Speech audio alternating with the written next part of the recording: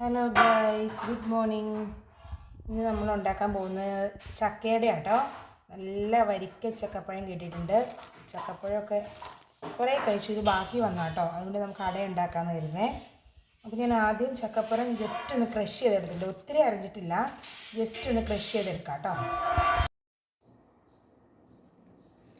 അപ്പം ഞാൻ ചെറുതായിട്ട് ജസ്റ്റ് ഒന്ന് ക്രഷ് ചെയ്തെടുത്തോളൂ കേട്ടോ. നമ്മുടെ ചക്കപ്പഴം ഒരു 3 ഏലക്കായും ഇട്ടിട്ടാണ് ക്രഷ് ചെയ്തെടുത്തേക്കുന്നത്. അതിലേക്ക് ഞാൻ റവ ഇട്ട് കൊടുത്തു. വറുത്ത് വെച്ചതോ വറക്കാത്തതോ ആയിട്ട് റവ ഇടാം കേട്ടോ. പിന്നെ ഇത് ശർക്കര പാനിയാട്ടോ. ഞാൻ ഉരുക്കിയിട്ട് കുപ്പിയിലാക്കി വെച്ചേക്കുന്നതാണ്. അത് കുറച്ച് കുറച്ചായിട്ട് ഒഴിച്ച് കൊടുക്കാം കേട്ടോ. ഇത് നമുക്ക് നന്നായിട്ട് മിക്സ് ചെയ്ത് കൊടുക്കാവേ.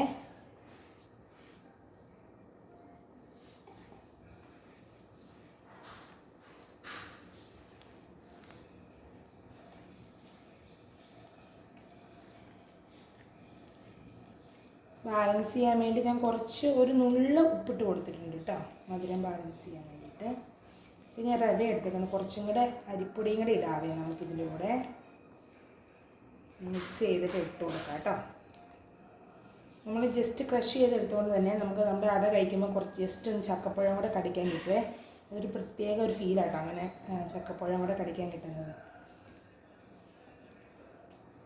ഇങ്ങനെ അട ജസ്റ്റ് ഇങ്ങനെ അരച്ചിട്ട് അട ഉണ്ടാക്കാൻ ഇഷ്ടമില്ലാത്തവർക്ക് നമുക്ക് ചക്കപ്പഴം വരട്ടിയില്ലേ, ശർക്കരയും ഏലക്കൊക്കെ ഇട്ട് വരട്ടി അങ്ങനെ ഉണ്ടാക്കാനും അതും ടേസ്റ്റ് ആട്ടോ. അതിങ്ങനെ നമുക്ക് ഫ്രീസറിൽ വെച്ചാൽ ഒരുപാട് നാളിരിക്കും കേട്ടോ, വർഷങ്ങളോളം ഇരിക്കും കേട്ടോ അങ്ങനെ വരട്ടി വെച്ചാൽ. ഇതിപ്പോൾ എനിക്ക് വരട്ടാൻ മടിയായതുകൊണ്ട് പെട്ടെന്ന് ഇങ്ങനെ ആക്കി എടുത്താൽ കേട്ടോ. ഞാൻ കുറച്ച് അരിപ്പൊടിയും കൂടി ഇട്ട് കൊടുക്കുന്നുണ്ട് കേട്ടോ. ഇത് വറുത്ത അരിപ്പൊടിയാണേ. ഒരു 1/2 ഗ്ലാസ് ഇട്ട് കൊടുത്തിട്ടുണ്ട് കേട്ടോ.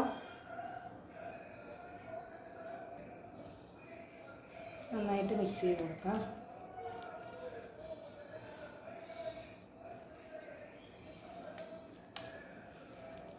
വൈകുന്നേരം ചായക്ക് കഴിക്കാൻ പറ്റിയൊരു ഐറ്റാട്ടോ ഇത്.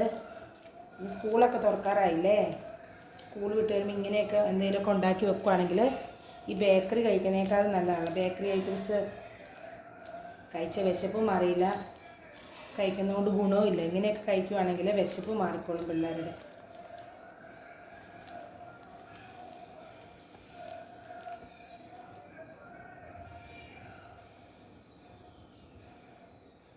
ഓക്കെ ആയിട്ട് നമുക്ക് മധുരമൊക്കെ ഒന്ന് ചെക്ക് ചെയ്ത് നോക്കാം കേട്ടോ.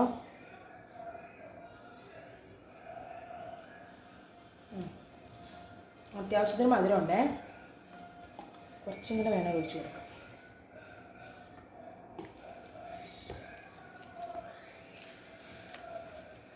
എനിക്ക് ഇടനിയിലില്ല, അതുകൊണ്ട് ഞാൻ പ്ലാവിൻ്റെ ഇലയിലാട്ടോ ഉണ്ടാക്കുന്നത്. പ്ലാവിൻ്റെ ഇലയിലുണ്ടാക്കി വാഴയിലയിൽ ഇങ്ങനെ പരത്തി വെച്ച് ഉണ്ടാക്കത്തില്ലേ, അതിനേക്കാളും ടേസ്റ്റ് എനിക്കിങ്ങനെ ഉണ്ടാക്കുന്ന കേട്ടോ. അപ്പോൾ ഇടനിയില ഇല്ലാത്തതുകൊണ്ട് ഞാൻ പ്ലാവിൻ്റെ ഇല തന്നെ കേട്ടോ ഉണ്ടാക്കുന്നത്.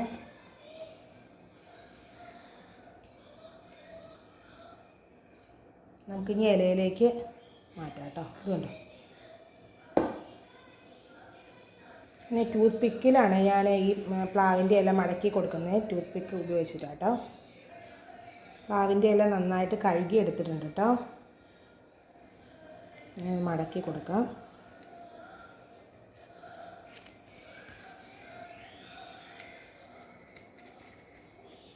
മടക്കി കൊടുക്കാവേ. എന്നിട്ട് ഇവിടെ ഒരു ടൂത്ത് പിക്ക് കുത്തി കൊടുത്താൽ മതി.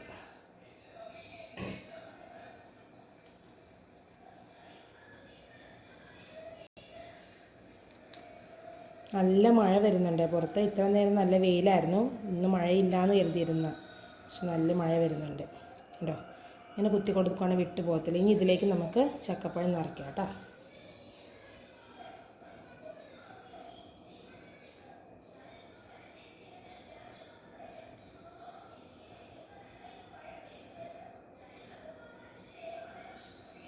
ഈ പ്ലാവിലയുടെ ഇതില്ലേ, ഇതിങ്ങനെ കുത്തി കൊടുക്കുക. ഓക്കെ,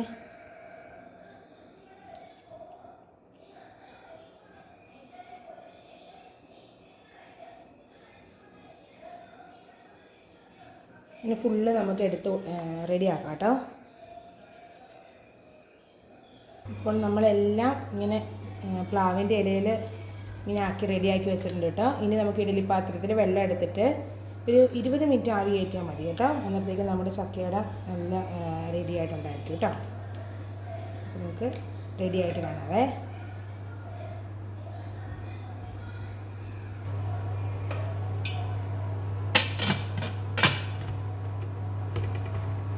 നമ്മൾ ചായ കുടിക്കാൻ പോകുകയാട്ടോ. നമ്മുടെ ചക്കയുടെ ചേട്ടായി ടേസ്റ്റ് ചെയ്ത് നോക്കിയിട്ട് പറയാം എങ്ങനെയുണ്ടെന്നേ.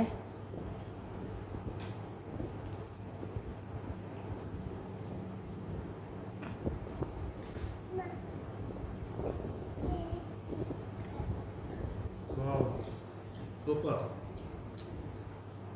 നന്നായില്ലേ? ഇടയ്ക്ക് ചക്ക കഴിക്കാൻ കിട്ടിയോ?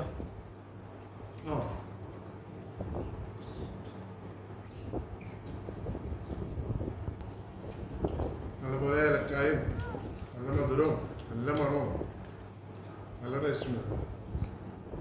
അപ്പം ഞങ്ങളെല്ലാം കൂട്ടി ചായ കുടിക്കട്ടെ കേട്ടോ.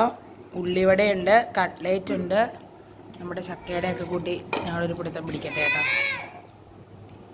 അപ്പോൾ ശരി, ചെറിയൊരു വീഡിയോ ആയിരുന്നു ഇത്. എല്ലാവർക്കും ഇഷ്ടമായെന്ന് കരുതുന്നു. വീഡിയോ ഇഷ്ടപ്പെട്ടാൽ ഷെയർ ചെയ്യാനും ലൈക്ക് ചെയ്യാനും കമൻറ്റ് ഇടാനൊന്നും മറക്കരുത്.